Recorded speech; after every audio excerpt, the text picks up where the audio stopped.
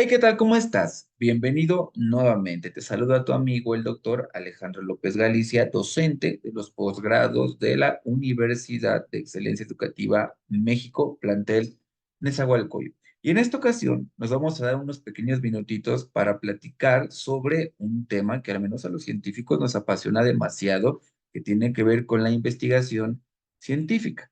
Así que vamos a platicar un poco sobre las bases de la investigación científica, ¿no? Un tema que es de importancia para todas aquellas personas que están estudiando una licenciatura, una maestría o un posgrado.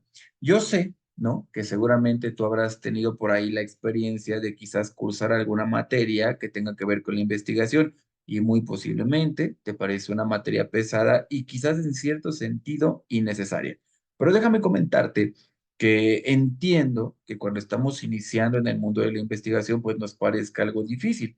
Pero recordemos que como todas las cosas que estamos aprendiendo a hacer por primera vez, pues difícilmente se nos dan con facilidad al principio y que la práctica es la que nos va a ayudar a que, bueno, vayamos desarrollando habilidades y las vayamos perfeccionando para que después esto se vuelva una situación sencilla de realizar. Y con la investigación no es la excepción. Con la práctica, ¿no? Con la disciplina vas a aprender a hacer investigaciones, te va a costar un poquito menos y lo mejor de todo es que las investigaciones que hacemos pues suelen tener un beneficio importante, ¿no? ¿A qué me refiero con beneficio importante? Nosotros, como seres humanos, venimos dotados de la inquietud natural de querer saber qué es lo que pasa alrededor de nuestro mundo. Y desde que somos bebés, ¿no? O desde que somos niños, sentimos mucha atracción por querer conocer qué es lo que está pasando allá afuera, es decir, nosotros somos investigadores natos. Pero la diferencia que existe entre la investigación de carácter común y la investigación de carácter científico es que, número uno, normalmente esta inquietud natural que nosotros tenemos suele ser una inquietud que solamente satisface una curiosidad personal. Pero cuando hablamos de la investigación científica, el resultado de estas inquietudes que nosotros tenemos dan un producto que además de que satisface nuestra curiosidad, también beneficia a la ciencia, a la técnica o a la sociedad misma para que entonces podamos estar en una situación o en una sociedad de conocimiento en la que podamos vivir mejor. Y dos, que normalmente las investigaciones de carácter no científico casi siempre están motivadas por supuestos que nosotros tenemos y a veces no comprobamos, ¿no? Por tanto, nuestra vida o una parte importante de nuestra vida está construida de suposiciones que nosotros tenemos, que de repente, ¿no? Aplicamos a la vida, que nos dan un resultado y entonces creemos que esta forma de pensar es adecuada porque hemos resuelto una inquietud. Sin embargo, en la investigación científica, no nos quedamos con una suposición y no nos quedamos con el que hemos aplicado el conocimiento una sola vez y nos ha resultado. Además, nos preocupamos por demostrar que este conocimiento que estamos persiguiendo pues pueda ser útil, ¿no? En otros escenarios y además podamos comprobar que realmente el resultado final de esta investigación pues sea verídico, sea válido. Déjame ponerte un ejemplo del por qué es importante la investigación científica y por qué es diferente la investigación científica de la investigación de carácter común. Vamos a situarnos en el año del 2005 en México. Por allá de esos años ya teníamos una preocupación por el asunto de la participación de la mujer en sociedad y ya estábamos hablando de que la mujer estaba siendo víctima de violencia, ¿no? Y a alguien se le ocurrió que muy posiblemente esta violencia que estaban viviendo las mujeres tenían que ver con el hecho de que la mujer estaba siendo invisibilizada en el contexto social, cultural y político. Así que a alguien se le ocurrió que cuando nosotros hablábamos, ¿no? De las cosas que nos preocupaban como sociedad mexicana, nunca mencionábamos a las mujeres. Por ejemplo, en otros momentos, cuando un presidente daba un discurso, siempre se refería a ciudadanos. Cuando alguien daba la bienvenida a maestros, solamente decía maestros, ¿no? Y entendíamos en aquellos ayeres que decir ciudadanos, que decir maestros, pues incluía al hombre y a la mujer. Pero alguien supuso que el hecho de que no utilizáramos, ¿no? A la mujer en el lenguaje, pues era una de las razones por las cuales la invisibilizábamos y por ende la violentábamos. Así que la propuesta de solución del problema de violencia y de falta de participación de la mujer en el mundo social, pues consistió, ¿no? En incluir en el lenguaje a las mujeres. Y entonces comenzamos a practicar discursos que decían maestros y maestras, hombres y mujeres, niños y niñas, suponiendo que la integración de las mujeres en el discurso las iba a visibilizar por un lado y por el otro iba a disminuir las tasas de violencia. Y comenzamos a hacer esto, ¿no? En instituciones, en escuelas, en la práctica cotidiana y pues tristemente con el paso del tiempo nos dimos cuenta que no por decir hombres y mujeres, niños y niñas, maestros y maestras, las violencias contra las mujeres desaparecieron. Razón por la cual la investigación es importante, ya que en este ejemplo que te acabo de poner, aunque es un ejemplo bastante impreciso y muy acotado, se juegan muchas cosas importantes, porque quien propuso esta idea, pues movió política. Y cuando movemos política, pues el Estado tiene que invertir un dinero importante en crear leyes, programas, sistemas de educación, capacitaciones que le cuestan a nuestro país un dinero importante. Y lo triste es que si tomamos decisiones basadas en algo que no ha sido bien investigado, pues simplemente tiramos el dinero, ¿no? Razón por la cual la investigación científica juega un papel importante porque orienta a las personas que tienen que tomar decisiones sobre la manera correcta de tomar estas decisiones y obtener un resultado con eficacia y eficiencia. ¿Qué es esto de la eficacia y la eficiencia? Eficacia quiere decir que las decisiones que estamos tomando están llevándonos a conseguir el resultado que queremos obtener. Y eficiencia, que los recursos que estamos invirtiendo, ¿no? En este conseguir el resultado, pues son los menos posibles. Es decir, nos ahorramos un recurso importante y obtenemos el mayor de los beneficios. Ahora déjame contarte un poquito de cómo es este proceso de investigación científica. Y en términos generales, pues son 6 pasos que te voy a platicar de manera breve a continuación. El primero de los pasos en investigación científica consiste en que podamos formular y delimitar un problema. ¿Qué es esto de formular y delimitar un problema? Básicamente hacemos referencia a establecer con claridad qué es lo que queremos investigar, ¿no? ¿Cuál es el tema que vamos a investigar y en dónde lo vamos a investigar? Por ejemplo, una delimitación del problema requiere, número uno, que tengamos un tema. Sigamos hablando, por ejemplo, del tema con el que empezamos, ¿no? La violencia contra la mujer y el machismo. Un tema de investigación es esto, violencia. Otro tema de investigación es machismo. Delimitar quiere decir que vamos a especificar un espacio geográfico donde vamos a investigar esta violencia o este machismo. Vamos a delimitar un tiempo histórico en el que vamos a investigar y vamos a delimitar una muestra. Es decir, yo voy a investigar, por ejemplo, la violencia o voy a investigar el machismo, delimitación geográfica en México, ¿no? Es decir, estoy consciente que la violencia y el machismo ocurren en otros países, no solo en México, pero para mi investigación me voy a limitar en México porque aquí es donde yo vivo, porque los resultados de esta investigación me van a ayudar a tomar decisiones que van a beneficiar a la población mexicana, ¿no? Si yo puedo investigar la violencia en todo el país, lo hago. Pero si no es el caso, puedo hacer una delimitación geográfica más pequeña. Por ejemplo, una colonia, una escuela, un municipio, una calle, un grupo, un espacio físico en el que yo voy a encontrar ese tema que voy a investigar. Esto es delimitación geográfica. La delimitación temporal tiene que ver con que yo voy a decidir un momento histórico, que es un momento histórico pasado, presente o futuro. Pensemos que a lo mejor yo quiero investigar el machismo, ¿no? En la delegación en la que vivo, ¿no? Esta es delimitación geográfica. Pero además quiero investigar el machismo en el tiempo presente. Esto es delimitación temporal y ya tenemos los primeros dos elementos del tema, el machismo en mi delegación en el presente. Y el tercer elemento tiene que ver con la muestra. La muestra hace referencia a quiénes son las personas o cuáles son los objetos de investigación específicos sobre los que yo voy a hacer la investigación. Pensemos que en este caso en específico a mí me interesa investigar el machismo, este es el tema, ¿no? En mi delegación, este es el espacio físico, En el presente, este es el espacio temporal en las mujeres. Fíjate, esto es importante porque yo podría investigar el machismo en hombres, pero a mí me interesa específicamente la mujer. Y a lo mejor no me interesa cualquier mujer, me interesa quizás la mujer que es madre soltera y que además forma parte de la clase social media. Esto es la muestra.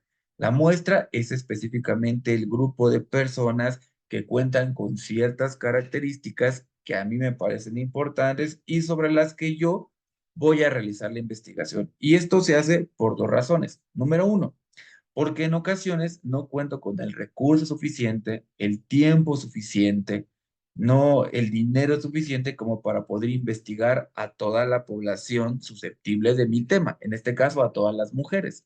Y por el otro, porque yo supongo que este grupo específico de personas, en este caso las mujeres que te mencioné, madres solteras de clase social media, viven, en este caso mi tema, el machismo de una manera diferente de cómo lo viviría una mujer de clase alta o de cómo lo viviría una mujer que tiene un matrimonio firme. Entonces, en este aspecto de la muestra, yo me centro en un grupo de personas que tienen una característica específica. Esto es formular y delimitar el problema. Una vez que yo tengo formulado y delimitado el problema de investigación, es decir, que voy a investigar en dónde, cuándo y quién es la muestra, pasamos al segundo paso, que es un marco teórico. Un marco teórico es cuando yo elijo de entrada una ciencia, ¿no? Y esta ciencia es la que yo voy a utilizar para estudiar este tema de investigación. Y dentro de esta ciencia, pues existen explicaciones teóricas. Una teoría es un conjunto de conocimientos que intenta explicar algo que a mí me interesa. Por ejemplo, si yo fuera médico, a lo mejor me interesaría conocer los aspectos biológicos del machismo que recae sobre las mujeres.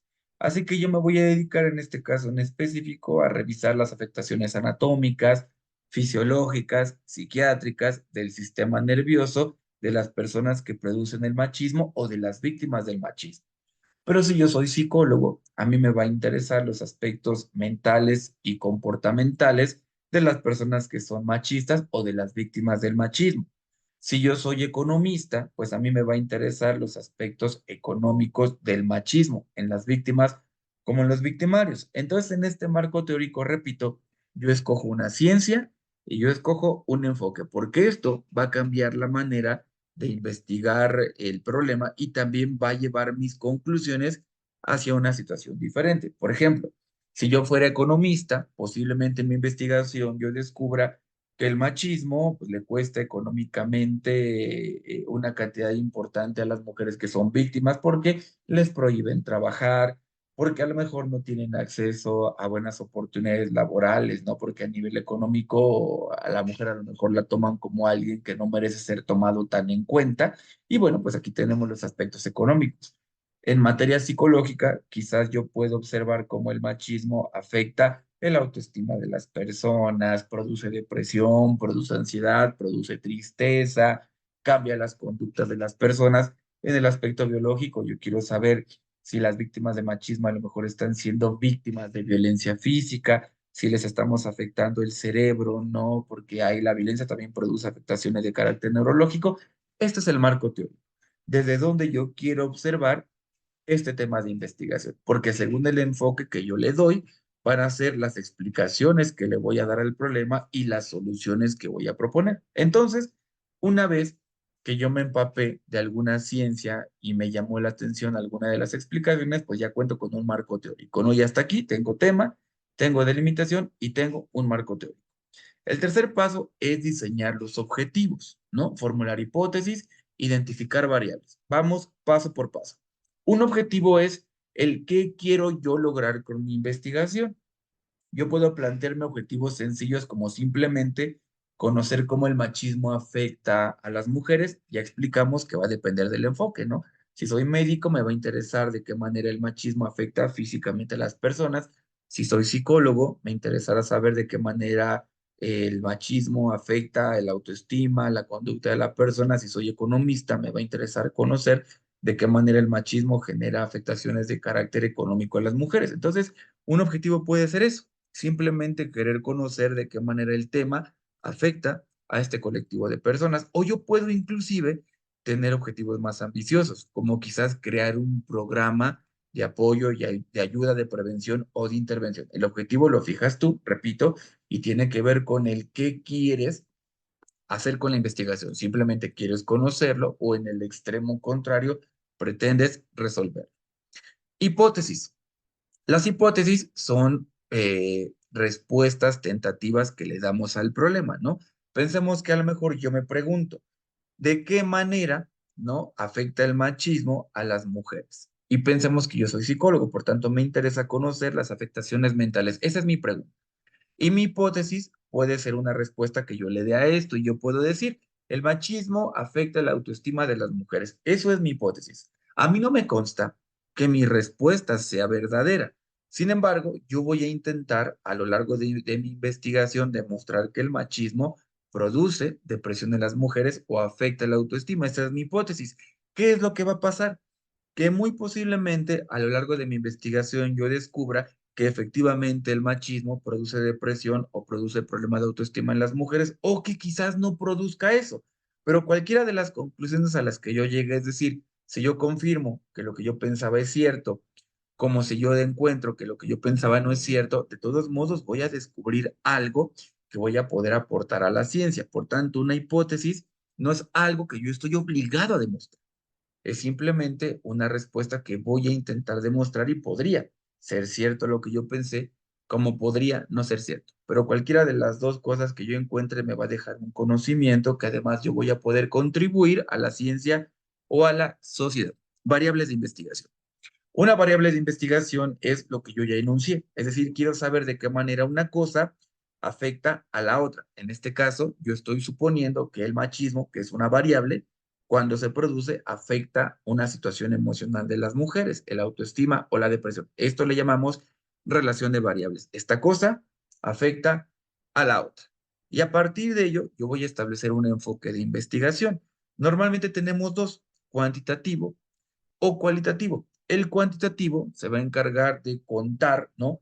Cuántas mujeres son víctimas del machismo y cómo les afecta. Cualitativo es estudiar específicamente el caso de una mujer para saber cómo a esta mujer, de manera profunda y en todas sus áreas de desarrollo, el machismo les afecta. Entonces aquí yo establezco, voy a investigar grandes cantidades de personas, cuantitativo, o voy a investigar únicamente un caso. Cualquiera de los enfoques que yo tome me va a dar información que es bastante útil para la ciencia y para la atención de este caso. El siguiente paso es especificar la población en la que voy a aplicar estos medios o instrumentos. Repito, si mi enfoque es cuantitativo, entonces quizás yo voy a tener que determinar una cantidad, ¿no? específica de personas a las que yo voy a investigar. Normalmente en el enfoque cuantitativo utilizamos cuestionarios o utilizamos entrevistas de carácter cerrado que nos permitan contar, ¿no? Respuestas y sacar conclusiones. Y en el modelo cualitativo, pues yo voy a elegir uno o dos casos, ¿no? Acto seguido, yo seleccionaré la muestra. Por ejemplo, si estamos hablando de enfoque cuantitativo, quizás yo me dé cuenta que en mi delegación hay 5,000 mujeres que son víctimas de machismo. Por tanto, seleccionar la muestra quiere decir que muy posiblemente yo no puedo investigar a esas 5,000 mujeres, pero voy a elegir estratégicamente a una cantidad, 200, 300, que puedan representar a esas 5,000 mujeres. Esto sí es cuantitativo. Si es cualitativo, a lo mejor yo voy a elegir uno, dos o tres casos representativos sobre los que yo voy a intentar conocer algo a profundidad. Y una vez que yo tengo la muestra, entonces voy a aplicar mis instrumentos a esta muestra, voy a recolectar la información, voy a analizar, voy a sintetizar y voy a concluir. Es decir, después de analizar la información que yo obtengo de toda esa población o que yo obtengo de este caso en particular, voy a comunicarle a la comunidad científica o a la sociedad cuáles fueron las conclusiones a las que yo llegué. Y para darte un ejemplo y tomar justamente el ejemplo del machismo que te acabo de proponer, te voy a contar rápidamente que, por ejemplo, por ahí hubo una investigación de una persona que se preguntó si los micromachismos afectaban a las mujeres en el mundo moderno. Ella estaba preocupada, era una investigadora mujer, porque se daba cuenta que en las redes sociales había mucha lucha de géneros, ¿no? Y que muchas mujeres decían que estaban siendo víctimas de micromachismos y por ahí se promovía la idea de que los micromachismos estaban afectando a las mujeres. Como te comentaba al principio, una cosa es lo que nosotros creemos, pero otra cosa distinta es demostrar. Entonces, esta investigadora se dio a la tarea de entrevistar a N cantidad de mujeres sobre situaciones micromachistas porque ella quería saber si el micromachismo les afectaba. Entonces, su tema es micromachismo. Su delimitación geográfica fue la delegación, así como te lo conté, donde ella vivía, ¿no? Temporal fue en el tiempo histórico, en la actualidad en la que ella se encontraba, y la muestra eran todas las mujeres mayores de 18 años, menores de 25 años, que decían ser víctimas de micromachismos. Para esto, ella creó un instrumento de investigación donde les preguntaba a las mujeres cosas que estaban relacionadas con el micromachismo. ¿Qué es el micromachismo? El micromachismo son todas aquellas conductas, ¿no? Machistas que son encubiertas, que no son violencias abiertas, pero que se presume que son formas de tratar a la mujer que las demerita. Y al demeritarlas tenemos afectaciones. Por tanto, esta investigadora propuso hipótesis que los micromachismos afectaban el autoestima de las mujeres en el aspecto negativo, porque afectar el autoestima puede ser para bien o para mal. Entonces ella proponía que el micromachismo hacía que las mujeres tuvieran una autoestima baja. Así que ella creó un instrumento, solo te voy a contar un poco de ello, que hacía preguntas como, ¿cómo te sientes cuando un hombre te abre la puerta? Y les daba opciones, ¿no? ¿Cómo te sientes cuando tu marido abre la puerta del coche? ¿Cómo te sientes cuando tu papá abre la puerta del coche? ¿Cómo te sientes cuando tu novio abre la puerta del coche? ¿Cómo te sientes cuando el del taxi abre la puerta del coche para que tú te subas, ¿no? También preguntaba cosas como el cómo te sientes cuando un hombre te paga la cuenta. Ya te conté, por ejemplo, las opciones, ¿no? El novio, el papá, el amigo, un hombre desconocido. ¿Cómo te sientes cuando un hombre te entrega flores? ¿Cómo te sientes? Y ella empezó a poner ahí un ejemplo de diferentes tipos de conductas micromachistas que ella suponía que afectaban a las mujeres y que muchas mujeres decían, ¿no? Que vivían en su vida cotidiana. Y lo interesante del resultado final de esta investigación es que cuando ella cotejó sus respuestas, porque además a este instrumento ya le incluyó un instrumento de medición de la autoestima, notó que había muchas mujeres que se encontraban beneficiadas en el autoestima gracias a la práctica de micromachismos no violentos. Entonces muchas mujeres reportaron que se sentían emocionalmente mejor cuando un hombre les brindaba la atención, cuando les abría la puerta del taxi, cuando les llevaba flores, cuando las invitaba a comer, cuando las trataba como damas. Lo que le llamó la atención al investigador es que ella aseguraba en su hipótesis que los micromachismos, lejos de traer un beneficio a las mujeres, les perjudicaba. Y en el resultado final encontró que muchas de las mujeres, más no todas, que vivían en entornos micromachistas, lejos de verse afectadas emocionalmente, psicológicamente, ¿no? Y que lejos de desarrollar trastornos como la ansiedad, como la depresión, al contrario, tener estas atenciones por parte de los hombres les hacía sentir mejor, más bellas, más atractivas, disminuía la cantidad de ansiedad, disminuía las tendencias a la depresión. Y por esta razón es que es importante realizar investigación científica, porque muchas veces nosotros tenemos ideas, creencias de las cosas que nos pasan. Y la investigación nos permite contrastar con la realidad si estas ideas que nosotros tenemos realmente producen los efectos que creemos que producen. Y en función de los resultados que obtenemos, entonces tomamos decisiones. Para cerrar, el producto final de esta investigación que hizo la compañera se transformó en un taller de micromachismos positivos. Y lo que ella estuvo haciendo a partir de esta investigación fue, lejos de pelearse con el micromachismo, generar talleres para hombres donde les enseñaba cómo hacer uso de estos micromachismos de manera positiva para poder contribuir a la salud mental de las mujeres que tenían alrededor, fuera la madre, fuera la amiga, fuera la esposa, fuera la novia, fueran las compañeras de trabajo. Y de esta manera creo ambientes en empresas, creo ambientes en escuelas donde el trato entre hombres y mujeres se encontraba permeado de micromachismos, pero de carácter positivo y que trajo beneficios a la convivencia entre hombres y mujeres. Los hombres aprendieron a tratar de manera asertiva a las mujeres y las mujeres recibieron tratos que lejos de ser tratos de violentación, de discriminación, de maltrato fueron tratos que beneficiaron los aspectos psicológicos de las mujeres. Y hasta aquí, una muestra de lo importante que es hacer investigación. Así que recuerda, si quieres aprender un poquito más sobre investigación, síguenos en nuestros videos y ven a aprender con nosotros. Hasta aquí, tu amigo el maestro Alejandro Galicia, docente de la Universidad de Excelencia Educativa México, plantel de Nezahualcóyotl. Te esperamos para más y aquí estaremos al pendiente de tus dudas, tus sugerencias, tus inquietudes y estamos para seguir aprendiendo contigo. Hasta la próxima.